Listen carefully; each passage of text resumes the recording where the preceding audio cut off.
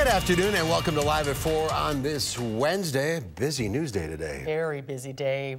I guess we should tell everyone that if you missed any of your afternoon shows, Young and the Restless, Bold and the Beautiful, The Talk, those will all air. The episodes that were supposed to air today will air tomorrow, so you didn't miss Young anything. and the Restless, The Price is Right. Right. Been a long day. Yeah. So let's find out what's making news on this Wednesday. Weather continues to be a big story in southern Wisconsin as cold continues its hold. We'll get an update. A historic day on Capitol Hill today as lawmakers hold public hearings as part of the ongoing impeachment inquiry. And how community leaders are responding after a homeless veteran was found dead in Janesville. Let's take a look outside today. Cloudy and cold. It almost feels like snow, and there is some snow on the way tonight. Yeah, it's on the radar. It's just not hitting the ground. It is snowing in some areas. The weather words for today? What were they? They were baby steps up in temps. there you go. It's frozen. Yes, the machine is frozen as well. Let's head to the backyard. Dana is there waiting for the snow. Slow and steady with our temperatures for the next few days. Now, right now, you can kind of see if I hold up my purple jacket, there is some very, very light flurries that just kind of started up back here on the patio, but the lighter snowfall has been to the north. Here's a live look right now from our sky cam. Again, not really picking up anything on the cameras, but what we're seeing on the radar doesn't really match what we're seeing on the ground unless we take a look at this high resolution Doppler radar. Notice around Dane County not seeing much towards La Crosse and Camp Douglas where it's not quite as dry. They're seeing some lighter snowfall, also some light snowfall in eastern Iowa. It is 22 currently in Madison, 27 in Janesville, 24 in Monroe. Cold outside and looking over the next 12 hours, plan on this cold air to kind of stay put. Thankfully, we won't drop too much tonight because of that mostly cloudy sky, but there is still going to be an alert day in the forecast for this evening. This light snow right now, not too heavy in Madison. Your evening commute should be okay along the belt line as long as the snow stays with flurries. We'll be keeping a very close eye on it, of course, over the next few hours as more folks hop on the roads. Speaking of the roads and the belt line right now, the belt line and Park Street, both east and westbound, are going along fairly smoothly. No major hiccups along the interstates right now and no accidents to report, which is always a good thing. The eastbound side getting a little slower once you get past Park Street where more folks are getting on the roads up to about John Nolan, but then 39 and 90.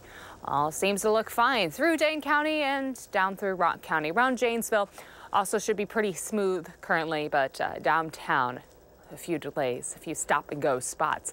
If you're heading all the way down to the state line, should be good to go. Now from Janesville to the Beltline, it will take you 27 minutes, 16 minutes to get from Sauk City to Middleton, and from Sun Prairie to downtown, about a 16-minute commute as well this evening. Basically, the commute is not as bad as we thought it might be at this time yesterday, right? Thankfully, yes. Thankfully, we had this dry air. This is one of those where it's a good thing that the forecast is kind of holding off for right now. Yes, this dry air is holding off, but we'll be keeping a close eye on things again over the next few hours. No complaints here. We've had plenty. Yes. All right, Dana, thank you. Thanks, Southern Wisconsin is hardly the only place dealing with the cold. Down south, they're facing a freeze warning. Members of the Houston's Bethel Baptist Church patrolled the streets overnight, looking for those in need of shelter and set up cots for them indoors. And in New Orleans, folks were spared snow, but they bundled up to fend off near-freezing temperatures and high winds at Louis Armstrong International Airport as gusts made the dicey approach for inbound planes, but all landed safely. In other news, police in Rock County say they are looking into the death of a homeless man. Rock County reporter Adam Duxter spoke with, Adam is not there?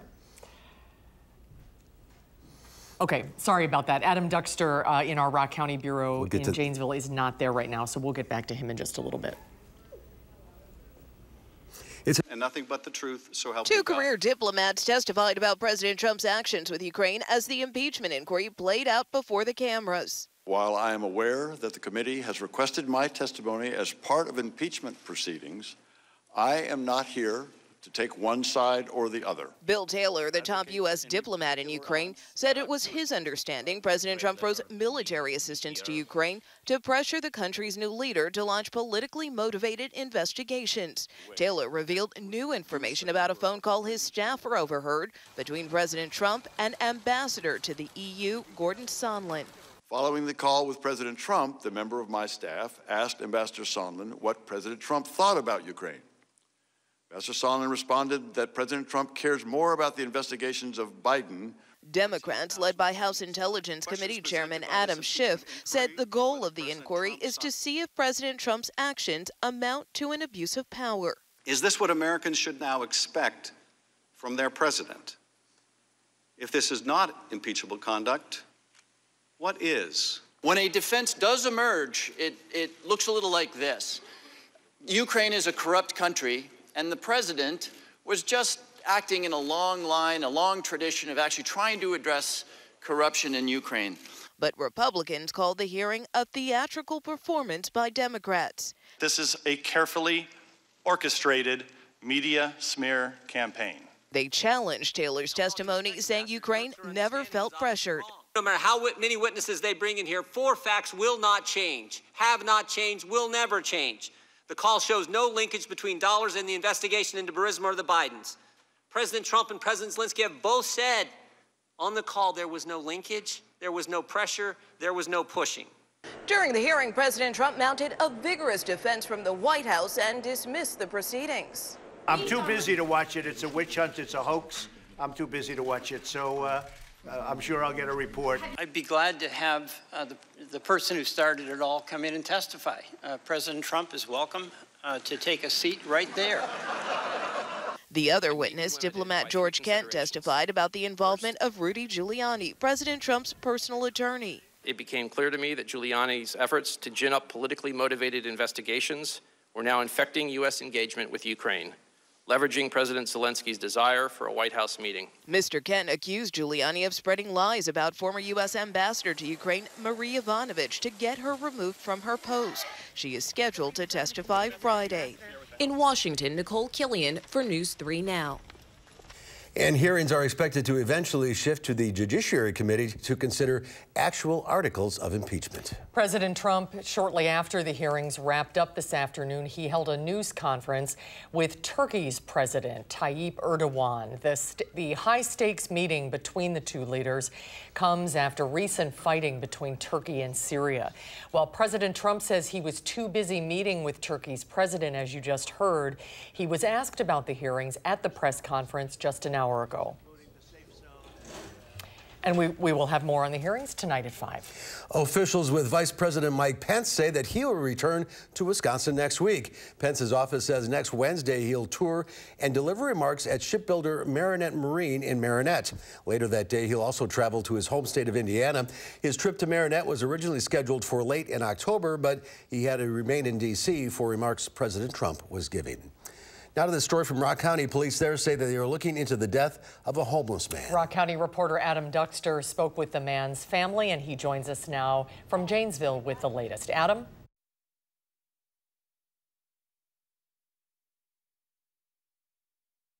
He died of a heart attack sometime between Sunday evening and Monday morning, and they say he was found near a space where he would stay in downtown Janesville. Now, workers from a nearby business were the ones who found him, and Terry, a former Marine, struggled with mental illness, according to his family. And those who work with the homeless community in Janesville say they've offered him help in the past. It's very tragic that it happened. We here at ECHO have been doing outreach since July, and we've been trying to connect with him, get him connected to services, and try to get him into housing. But sometimes there are some individuals who just don't want those services. Now, today I talked to several people who had interacted with Mike Terry over the months and over the years, and they described him as kind and warm-hearted. Tonight at 6, we'll take a closer look into his life, best described by his family. What they say makes him so special.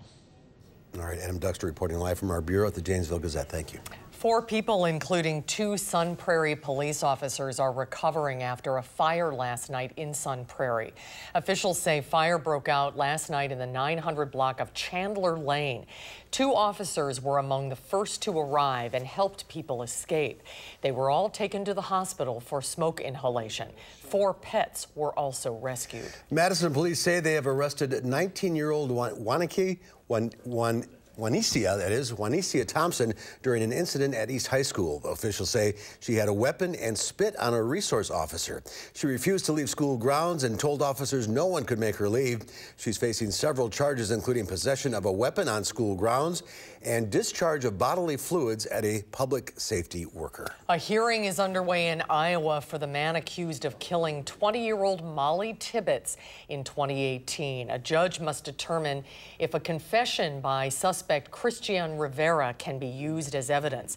RIVERA is accused of abducting Tibbetts while she was jogging near Brooklyn, Iowa, before stabbing her. RIVERA has been charged with first-degree murder, but according to his lawyers, police did not read the complete Miranda rights before questioning their client.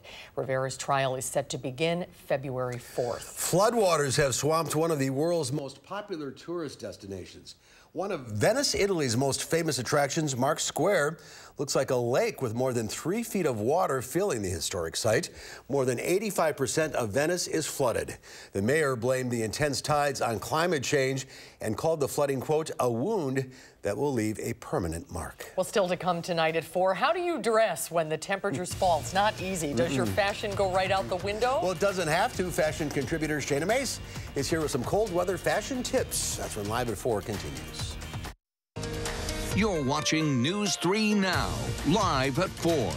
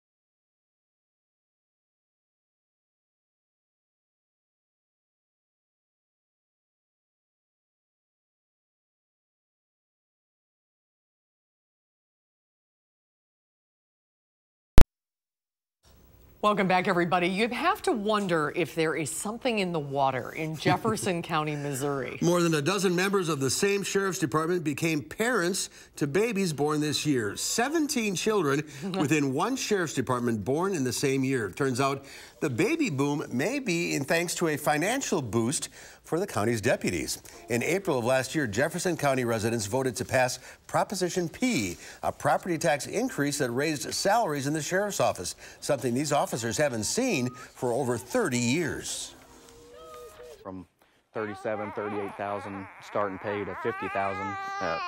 That's life-changing for a family. No one realized how many babies there were until we showed up that day for the picture, and then it was kind of an awe factor, just seeing them all. The Prop P babies, as they become known, have some steep competition around the country. From the 9 babies at the Rancho Cucamonga Fire Department, the 9 labor and delivery nurses at the Maine Medical Center, and the 36 nurses from the Kansas City Children's Hospital, all having babies so far in 2019. Well, stocks were mixed on Wall Street. The Dow Industrials added 92 points, ending the day at 27,783. The NASDAQ lost almost 4, but the S&P 500 was up 2. Well, just because we're experiencing record cold temperatures, you don't have to give up on fashion. Our fashion contributor Shayna Mace is here with some cold weather wardrobe advice. Hi, Shayna. Indeed, the last couple days have been a strong reminder of our cool temperatures. So I thought we could talk today about how to be stylish yet cozy at the same time, and warm and fashionable. Right. So just brought a couple outfit ideas that you could either incorporate things that you have in your own wardrobe or pick up a few things. Today we're featuring things from Luccheo in Middleton and Chouette in Middleton. All local. Very good. Yeah. So first one, we're seeing these everywhere, but this great leopard print cardigan. It's so soft. It's almost like a blanket. And what's great about this is it really could be worn to work and then definitely on the weekends as well. So lots of great iterations of these kinds of cardigans as well that are out right now, but super cozy, comfortable. What would you wear under, like a turtleneck or a Yep, you could wear a turtleneck. You could wear, you could wear a button-up with black pants, kind of like black ankle pants that I'm wearing right now to dress it up for work. And then you could even wear it with some cool joggers on the weekend to like dress it down with some sneakers if it's a little warmer out. So lots of possibilities with something like this, and leopard is really big this season, never goes out of style. Kind of another iteration of this is this really fun one. It's almost kind of like a fun bathrobe-y look, but yeah, it's so looks like a bathrobe. Soft. Like if you just feel this, it's so soft. Oh my gosh. This is from Luccheo. Oh, yeah. And what I love about this one, it has this great belt, so it kind of dresses it up, gives you a waist still. You could potentially wear it to work again with a great black pant. And then I wanted to show this shirt under it because you could wear it with something like this to your workplace or again on the weekend and still look really dressed up, really comfy. I think everyone would be jealous that you'd be wearing this. But aren't people going to think you're wearing a robe? This one actually is a sweater, and it's really, really comfortable if you feel it. So lots of iterations of this out on the market as well right now. Yeah, so this is this great Sherpa kind of look that we've been seeing a lot in tops and in jackets and things like that, but this is a take on it in a blazer, which I really thought was fun. So it's nice because, again, you could wear this to work. I put a nice cashmere sweater under this, so again, layering a sweater under a blazer is another way to stay nice and warm, but also kind of layer and get some more wardrobe mileage out of your pieces. So this one is from Chouette, but just really fun. You can even wear it to a Badger game if you want. Who knows if you're going to a dress to your Badger function. Yeah. But I just thought that was a really cool take on it because normally you see it in more of casual styles. So that's a really cool way to do it. Love this sweater because it's kind of that poncho style that has been popular for a while, but this one has a sleeve on it. So it's not a full poncho where there's no sleeves. I like that this one actually had a sleeve. Super comfortable. This is actually like a one size thing, so women of all different sizes could wear it. Again, would recommend wearing something like this with a skinny pant because it's a larger silhouette, so you want to kind of balance out the proportions when you wear something like this. But again, super cozy. Another thing I love wearing on the weekends and depending on what the outfit, like on a more casual work day, are these what we call fashion graphic sweatshirts. So this one's really fun from Chouette. It has this fun kitty graphic and then it has a nice racing stripe on the side you can see. So this is kind of a fun way, but still a way to kind of be a little fashion-y. Love this leopard version. This is from Luccheo, and it has these kind of flocked leopard spots on it. But again, it's a sweatshirt, but it's not something you would wear to work out. It's kind of a cool fashion way to wear a comfortable style and still be super cozy as well. Yeah. And again, you could layer any of these like under a blazer or something like that to dress it up if you wanted. We have 30 seconds left. You want to talk about the shoes in the bag here? Yeah, so we have some great shoes here. So I'm super conscious of wearing shoes that I'm not going to slip in. Yep. So these are some great ones from Chouette. This one actually is waterproof, and then you can see right here it has this great lining, super cozy for your foot. Here's just more of a suede version of it, but if you see the rubber sole, the lug sole on it is really great for not great weather and keeping your foot warm. And then this is just pure fashion. It's just a handbag with fun fur on it. So I thought, why not? We're talking about cozy. Let's bring in a handbag with fur. So where did you get that one? That one's also from Chouette. All right, some great tips, and hopefully it'll warm up a little bit. Oh, I know. That would be great. Shana, thank you. Thank you. Good to see you. Well, there's more to come at 4, including a look at a new Quick Trip-inspired beer hitting shelves today. And then coming up tonight at 5, more Americans are dying from infections from resistance to antibiotics than they previously thought. How you can protect yourself tonight at 5.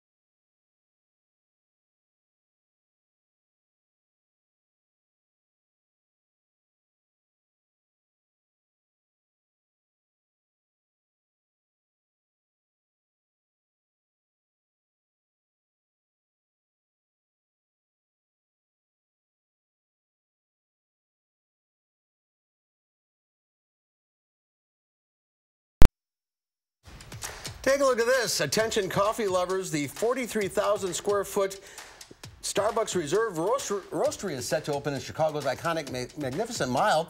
It will cater to caffeine-crazed customers with a cornucopia of concocted craft cappuccinos and coffee creations. Good writing there, Mark. The 4-story roastery will feature a bean-to-cup process on display. Everything from the roasting of the beans to a full bar serving coffee-infused cocktails. Starbucks came to Chicago in 1987, the company's first expansion outside of the Pacific Northwest. And in a nod to Chicagoans, the roastery will feature original works by local artists. That has got me written all over it. Susan will be going to Chicago every weekend. You can spend almost the whole day there. It's so big. Oh, yeah. It's very cool. Well, if you're a fan of Quick Trips, Glazers, and Karuba coffee, there's something new for you to try. Madison Brewery Carbon 4 is teaming up with the gas station chain to release Glazer Bean. It's a chocolate coffee stout beer that's brewed with a hint of glazed donut flavor. Representatives of Carbon Force say that it was a no-brainer to team up with a company with Wisconsin roots like Quick Trip. The beer is out now exclusively at Quick Trip's in Wisconsin stores. So I can stop there on my way to Chicago. Yeah. Get one of those. Try that. I don't know if I'm a donut beer.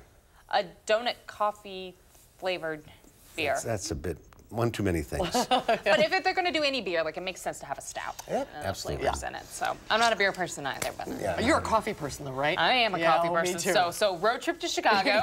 Let's go. High on the list Let's now. go.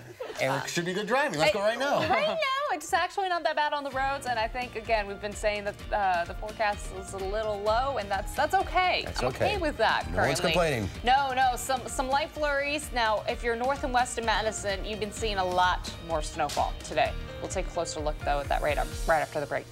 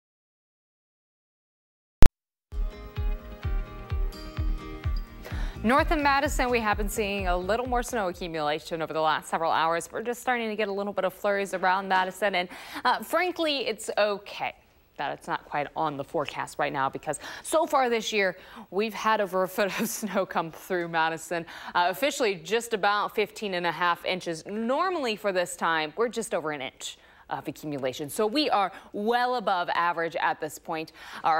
Last year, actually, we were close to average as well, just over an inch of accumulation at this point. Our snowmen there kind of showing the size difference. Dave and I were trying to figure out if maybe the snowman should be more of a melted puddle compared to what we've picked up so far. So we'll be keeping a close eye this season as more of those numbers continue to roll on through.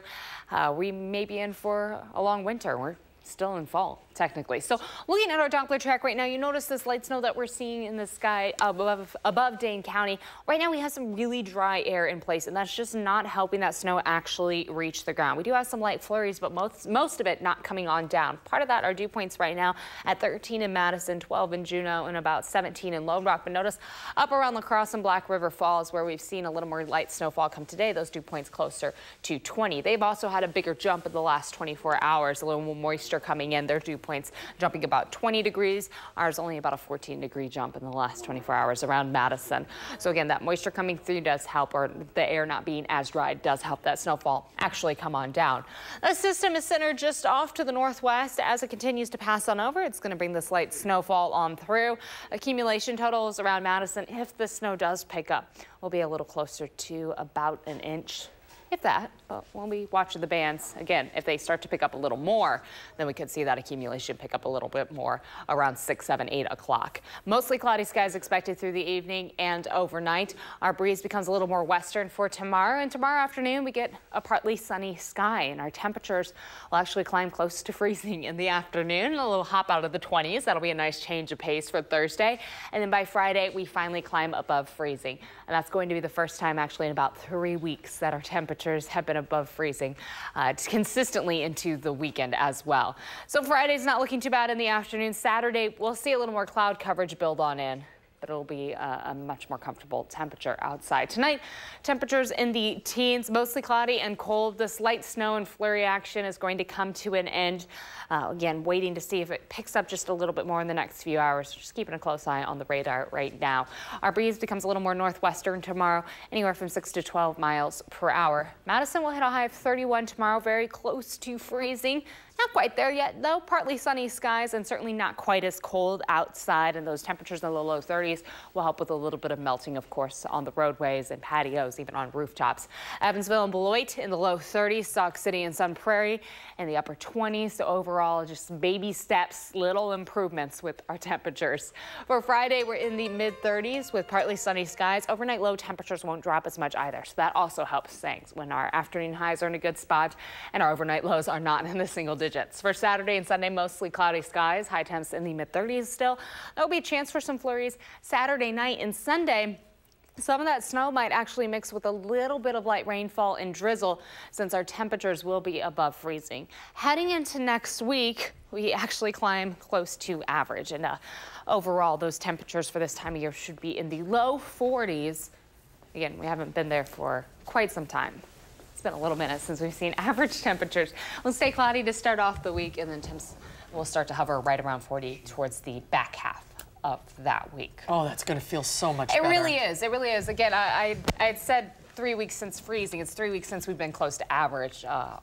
Sometimes my mind's frozen. Frozen. That's the problem. But yes, it's been 3 weeks really since we've had temperatures close to average in the afternoon. So to be in the low 40s will be nice. 1,400% above normal. Right. The official math. I thought the snowman told the best story there. I saw a thing. If it kept up at this pace throughout the season, we'd have 711 inches of snow. Oh yes, which is incredible. So hopefully, well above average. At that point, we just all build igloos and stay here. Ski hills love it. I don't really get that much. No. We're gonna hope for a little bit of a break if we can just get a white Christmas, but hold off until then. I'd be okay with that. Me too. All right, thanks, Dana. And with Thanksgiving fast approaching, you might be wondering, is there a way to travel and shop and still avoid the crowds? Sukanyan Krishnan has tips to help you navigate the holiday crush. If you think you know what to expect in those airport security lines this Thanksgiving, think again. 26.8 million passengers will travel through TSA checkpoints nationwide. This is about a 4% increase over last year. Wednesday, the TSA encouraged travelers to pack smart. Baked goods for Thanksgiving can be carried on, but liquids and jams must go into checked luggage. Also, there's still time for passengers to enroll in the pre-check program to skip lines altogether. It's part of how Kiki Akinbade plans to brave what could be the busiest travel day ever. I'm an expert at timing, getting to the airport and getting through. It's not an international travel, so it's not too bad. If you're planning to drive instead, new data from Google Maps shows the worst time to hit the roads is between 3 and 4 p.m. the day before Thanksgiving. Traffic clears up significantly by 6 a.m. Thanksgiving morning. Heading home, Friday and Sunday afternoons will feel like rush hour. Heavy car traffic at the grocery store is also a given. Google says the busiest time to shop is between 5 and 6 the night before Thanksgiving. Joe Fabrizi is the head chef at his house and starts his shopping weeks beforehand. So you don't wait till the last minute to go? No, I don't. I can't. Not with 18 for dinner. On that day before Thanksgiving, Google also suggests avoiding the bakery during lunchtime and the liquor store in the evening. And while Black Friday shopping will hit its peak at 1 p.m. on Friday, all day Wednesday will feel almost as busy. Sukanya Krishnan, CBS News, New York. Yes, don't go to the liquor store at night. Right. This is news. And don't go after you've been drinking. News you can use here. That's not a good idea either. The TSA is encouraging airline passengers to make plans now to get a real ID. Yeah, starting October 1st, 2020, anyone who wants to fly will have to have a real ID, driver's license, or a passport to board a flight. Still to come tonight at 4, it's believed to be the world's first ever double lung transplant. The patient became sick because of vaping. We'll have more on this historic operation when Live at 4 continues.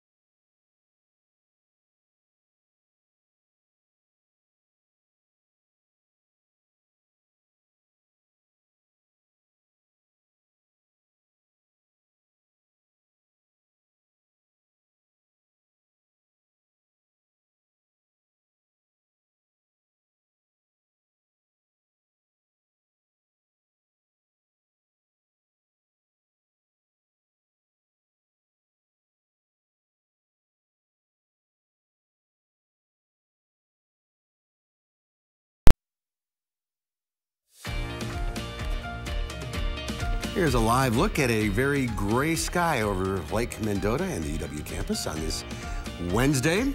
Surgeons at a Detroit hospital recently performed what's believed to be the first ever double lung transplant on a patient whose lungs were irreparably damaged due to vaping. The patient is just 17 years old. Doctors at Henry Ford Health System say he's slowly recovering, and they are pleading with everyone to stop using e-cigarettes. Dean Reynolds has the story.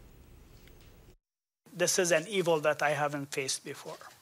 In early October, this teenage athlete was transferred to the Henry Ford Hospital in Detroit after nearly a month of rapidly deteriorating health. His parents said he had been vaping. Our teenage patient would have faced certain death if it weren't for the lung transplant. Dr. Hassan Nemi said the teen's lungs were extremely scarred and inflamed and contained multiple spots of dead tissue. He was in such bad condition that he shot to the top of a national transplant list where most patients spend months waiting for a donor. You had never seen lungs in that condition before? I've seen lungs in bad conditions, but this is by far the worst.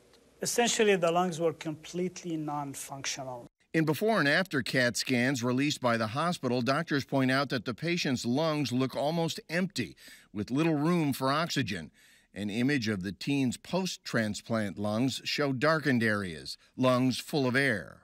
The important thing to recognize is really that everybody that we list or we consider lung transplant for has no other medical options left in order to improve their health or even stay alive.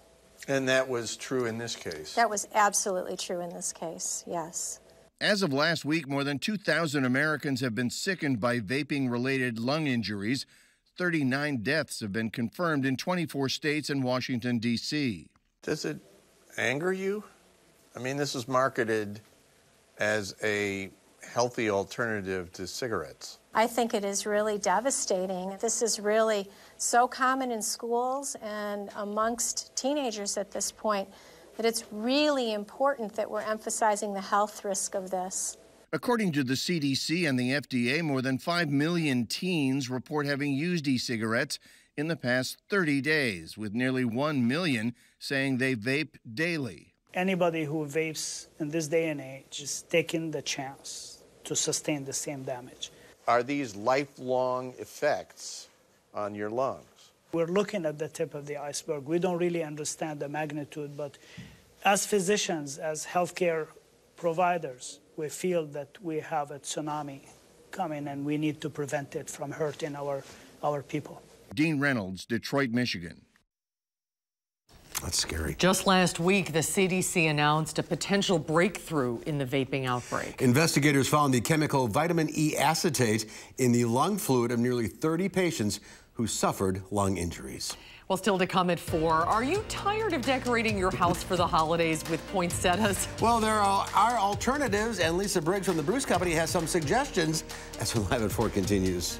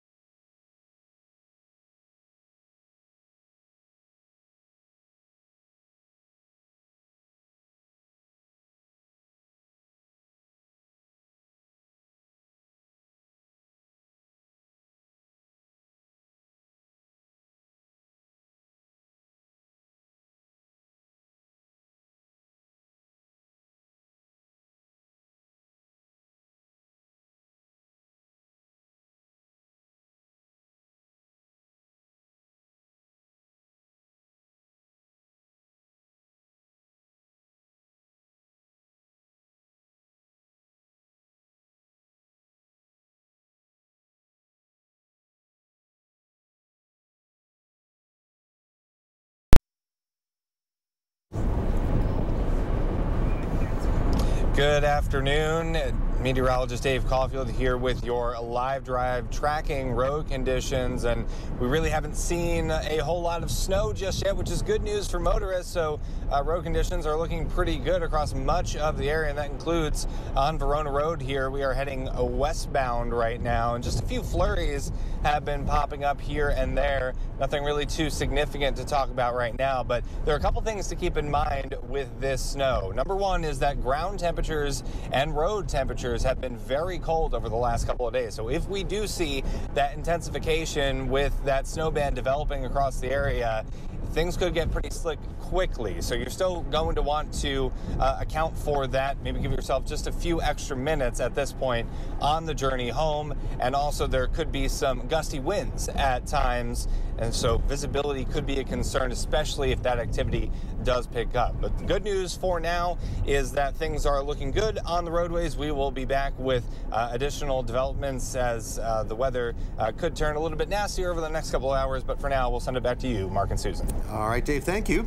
A mystery artist used fresh snow in Cleveland to make a creative statement. Scott Hallbrook spotted this snowy spider web being spun from his hotel window. When Hallbrook left the hotel looking for the artist, he got Banskied.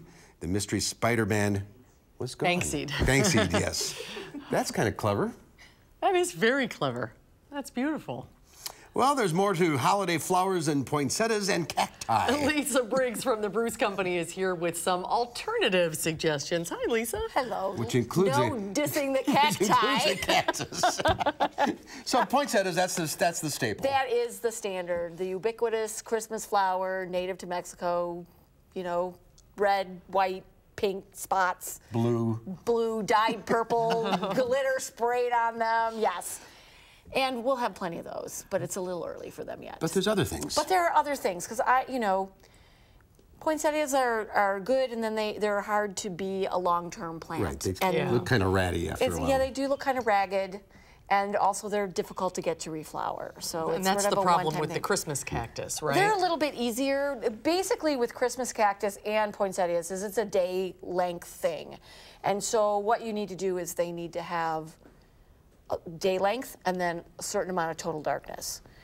The Christmas cactus are a little less fussy than poinsettias, but the problem is people bring them in their homes, and then they have lights on till midnight, right. And then they're up at 6 in the morning, which is the exact opposite of what they need. Right. 6 hours of light, 18 hours of darkness. Put a box over it. Put a box over it, exactly. So, but there are other things. So I brought some cyclamen, which beautiful. I love, because I love the foliage. Yeah. And all sorts of colors. All sorts of colors, mostly in the pinks, but reds, pinks, whites, those little bicolors, some that are sort of orchidy purple, mostly in those ranges. But really, really lovely, and the foliage is nice and very long lasting. Do they rebloom? Yes, and I always look, Susan, if you can, I always look way inside. Go ahead. If you look way inside, I always look to see if there are more buds coming up, to see how many flowers you're going to have. There's more buds coming up. And they're nice because they also like a cooler temperature, so they're good for most people's homes. You know, people who are conscious of keeping their houses a little cooler in the winter, they appreciate that. I love this. What is this? This is a myrtle, and so at this time of year we see all kinds of topiary little evergreens, little herb plants. You'll see lavenders and rosemaries and cypress, but that's a little myrtle plant. And when that's happy, it'll get some little blue flowers, which is lovely. And then this is Gaultheria, or wintergreen. So this is actually a native to Wisconsin, but it likes really good drainage. So it grows up where I used to live in Sheboygan, in the sandy woods. Very Christmassy looking. Very Christmassy looking with the berries, and not as poisonous as things like the hollies that you might bring in the house, where those ilex berries are poisonous. Oh, that's good to know. But I really love, my favorite, are amaryllis, and they are massive bulbs. Generally, there are mini ones that are smaller, but they come in a whole range of colors, reds, whites, like the classics, beautiful bicolored ones, stripy ones, ones that are green, ones that are spidery shaped, really lovely. And they're super easy to care for. They come in and they're ready to plant. And so the trick is to get a pot that's not much wider than the bulb is in diameter, and you plant it so the shoulders are exposed. And you put it in here, give it a good soak, and then put it in a cool place with some light until you start to see this, which is the flower stalk coming up. So one flower stalk will come up, it'll get 3 or 4 big giant flowers. It'll be done, you cut that off. It'll usually send up a second one. If you're really lucky, you'll get 3. Wow. Then it'll send out some strappy leaves, and you can keep that going till the summer, and then rejuvenate this next summer. I had a bulb that put 2 flowers up at the same time. Oh, neat. They're gorgeous. They're super exotic looking. Susan tried one at work here, and it just got leaves. Yeah, it never really worked. They do need sunlight to do the flowering. Oh, yeah. I always look when I buy them. I try to find one, if you want to be foolproof, that's already started to come, and then you'll know, because you can see this is like a little flower part here. Well, that's why I like these bulbs, because there's no confusion about which way they go. True. That is true. There is an up and a clear down on that bulb. All right, some great ideas. And a poinsettia, too, maybe. And get a poinsettia, too. There's nothing wrong with that. All right, Lisa. Thank you. Happy Thanksgiving. Happy Thanksgiving to you guys, too. All right, we'll be right back with a final check of your forecast. Pretty role playback. 3.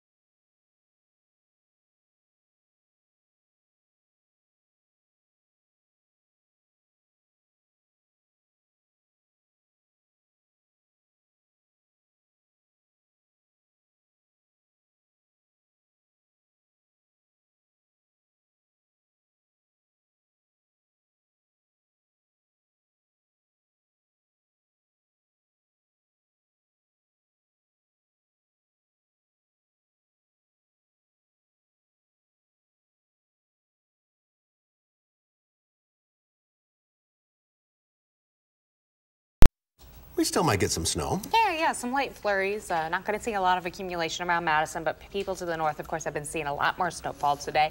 Sunset was just a little bit ago, about 15 minutes ago, and it does seem like we are still seeing those flurries come on through. Looking at a high-resolution Doppler, that is, there are some light flurries stretching towards Mount Horeb and into Cross Plains, down around Janesville into Beloit. Some light flurries as well. 22 currently in Madison, so it is quite cold outside. The good news overnight, our temperatures really aren't going to drop too much. Only do about 19 for our overnight lows.